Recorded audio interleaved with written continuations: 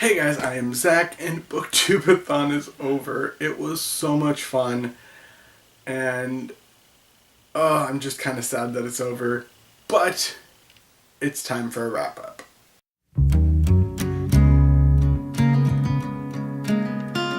So, BookTube-A-Thon was last week, and I learned a lot. Mainly how to and how not to vlog for a readathon. I'm not going to show you the vlogs that I filmed because they're all horrible, and sometime during day 7 yesterday I just decided, nope, I'm not doing this anymore. These are horrible. Like, I should have used my filming camera to vlog.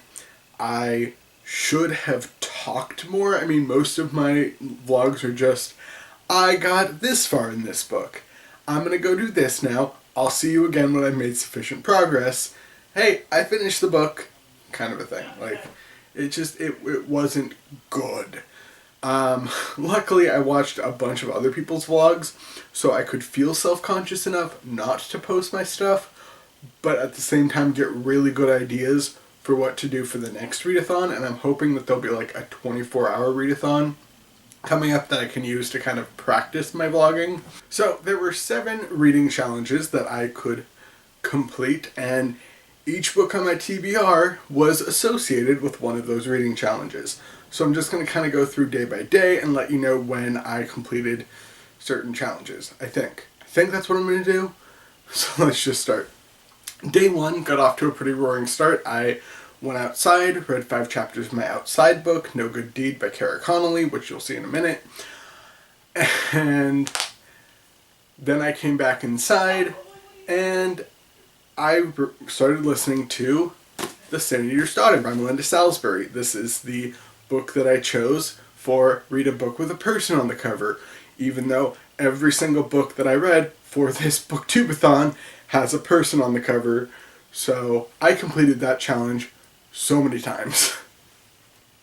Anyway, I listened to about a third of this before I had to go to a book signing that day. It was the Penguin Teen on Tour book signing, so there was Morgan Rhodes, Danielle Vega, Romina Russell, and Aditi Khurana were all signing books. I had at least one book for every author. I got all my books signed. They're fantastic.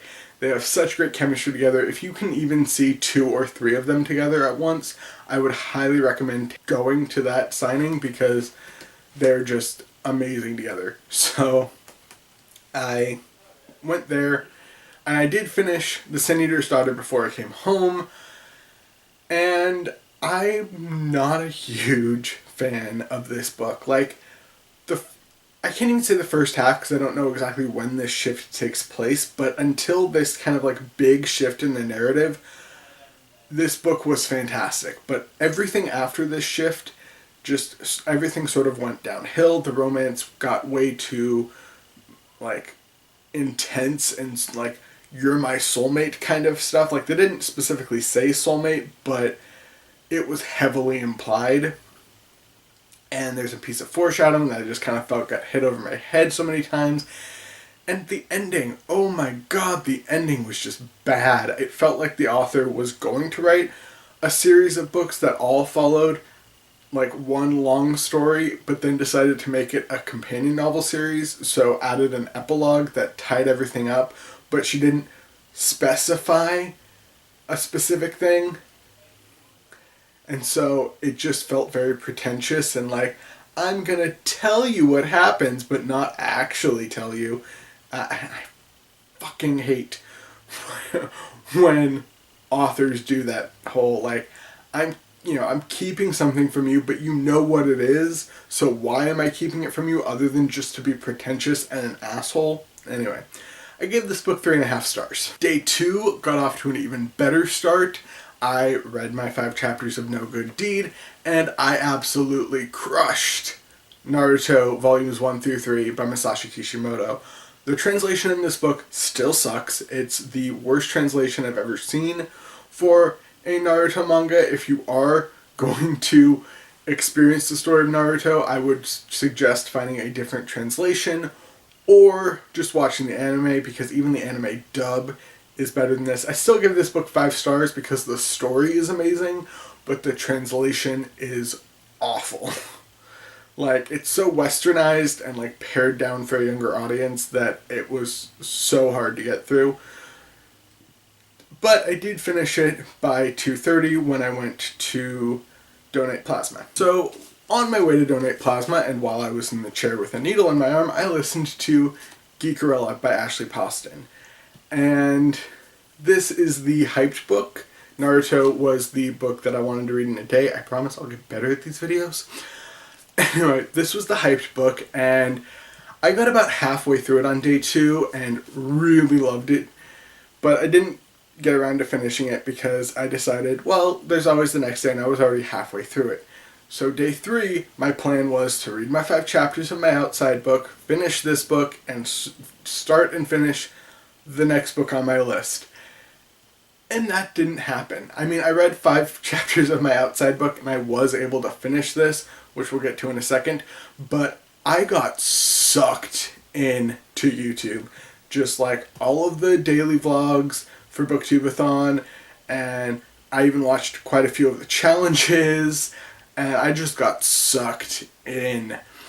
But I was able to finish this before midnight. Insert Cinderella before midnight joke here. Thanks to Caddy-tastic's reading sprints, I was able to finish this before the end of the day. I still didn't go to sleep until after midnight because I had to write the review, which comes up today. I will leave a link down below. But this book was fantastic. It was everything I wanted, everything I needed. I love fairy tale retellings, so I was totally on board with reading this book. But then the nerd culture stuff was just so good, and it pulled at all my heartstrings. I have so many emotions about this book, and I finished it and I'm like, I know there's not really any more story to tell, but I just want more. I don't care if it's like a monotonous day with Elle and Darian. I just want more from this book. Day 4 kind of got off to a rough start. I did read my 5 outside chapters, but I didn't even get a third of the way through When Dimple Met Rishi before midnight. I did finish it before I went to sleep, but I was up until like 4 a.m. And it's not that this book isn't good, I just got sucked into YouTube again. Oh my god, that is like the bane of a good readathon is YouTube. And this book is fantastic. I gave this book 5 stars. Again, just like Geekerella, it pulled at all my heartstrings, all my feelings. I didn't have the same I just want more with these characters that I did with Geekerella, but I did really love it, and it did make me cry. Like, I'm not the type to cry. There's only like a handful of books that I can pick out that have made me cry, and I'm talking about like an actual tear running down my face, not like pinpricks in my eyes. But yeah, this book made me cry. In good and bad ways, just saying. But yeah, I did finish this book. I did give it 5 stars. This was my read a book about a character different from you, so I completed that challenge. Day 5. Day 5 was a Friday. My mom had the day off, so she and I went running errands, and during that time I listened to Crown of Three by J.D. Reinhardt on 1.5 speed because, oh my god, the reader of this audiobook reads it so slow. It's really bad. But I didn't read my 5 outside chapters that day because I was planning on finishing this and then finishing off my outside book, but that didn't happen. I did finish this, I think, before midnight, and it really did surprise me. This was my cover by read, but the synopsis felt very trope heavy, specifically like middle grade fantasy trope heavy, with evil king prophesied to be overthrown by 3 triplets. Triplets are split up so that they can remain safe, and they need to be brought back together to defeat said king and usher in an era of peace. And it felt very by the book, but the author does subvert these tropes in really interesting ways. I still give it 4 stars because it just didn't grip me in the same way that like Geekerella or When Dimple Met Rishi had gripped me before, so it didn't feel like it deserved 5 stars, but I am excited to see where this book and this series will go. This series will go, not this book. I already finished this book. It's a good book. You should probably read it. But yeah, the cover is beautiful. I love the cover. So day 6 was a Saturday, and I read about 9 chapters in The School for Good and Evil before switching to No Good Deed and finishing that off. I gave No Good Deed 4 stars. It was good. It started out really good, and it did take a while to set up, but like I didn't notice that until the book was almost over, how long it took to set up, because the beginning was so good, but like it gets to a point where it's like, oh, now we're getting into the ending, and it's gonna go by real quickly. And it did. The ending felt kind of rushed. I kind of felt like there was a lot more potential that could come out of this book that just didn't. And the very end of the book is super cliche, just like really badly so. But I did still really enjoy the book. It's fantastic. It's Robin Hood, gender bent, time travel book. So I do recommend reading it. It's just go in with kind of lower expectations, because again, there's a lot of great setup, but after a certain point it just starts getting rushed, and then again, cliche ending. So then I went and I finished The School for Good and Evil by Salman Chinani. I finished this a little after 1 o'clock, I believe. I didn't stay up too late that night, but I did finish this. I don't have to write a review for it because I already have a review for it. And my feelings didn't change as much as I thought they would, because when I first read this book, I had been spoiled on what happens at the end, but it was one person's interpretation of what the ending meant that I was spoiled on, and so I went into it with all of these expectations that didn't quite line up, and so I thought when I read it again, I would have a much better experience, and I did because of the context of books 2 and 3, but there were a lot of things about book 1 that I still don't like. Tedros is still a misogynistic douche nozzle, the teachers still act very unprofessionally, and Beatrix is still the most useless character I have ever read.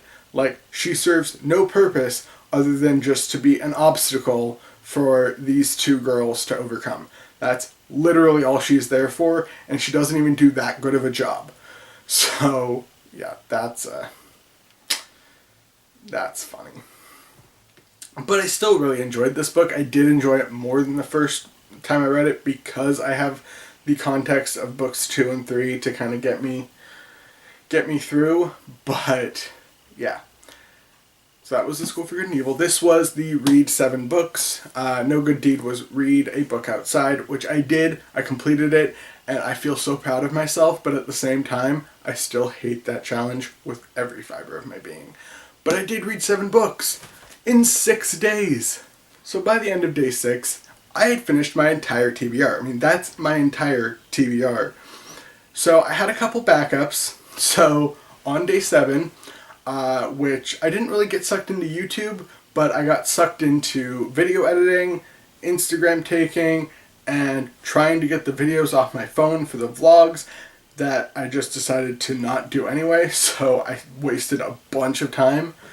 But on day 7, I did read and finish The Vampire Prince by Michelle Maddow. This is the second book in the Vampire Wish series, which is like The Vampire Diaries meets Aladdin, like Disney's Aladdin.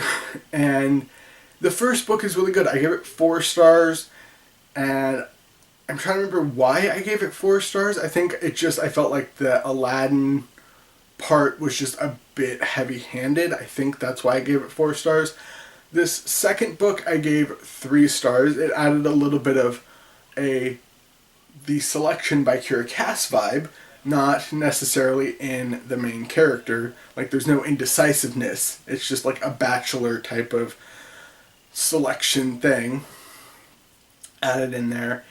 And the story was entertaining, but it was the closest thing you could get to filler without actually being filler. Like, I don't think you can cut this book out of the entire series and still have like everything make 100% sense, but it was really close to being like that. Like, it was a lot of world building added, but no real character development and not a lot of plot development, just kind of a lot of things introduced. And the only reason I didn't give this book 2 stars is, one, it was really short, like 235 pages, and two, the author writes these books so fast that by the time the next book comes out, I'm not going to be annoyed with how useless the second book seemed yet, so I can still read it and probably enjoy it a lot more than the second book. And then after that, I wanted to read and finish, but I never got around to it. The Dire King by William Ritter. I did not finish this book, but I did read 85 pages of this book. So there's that.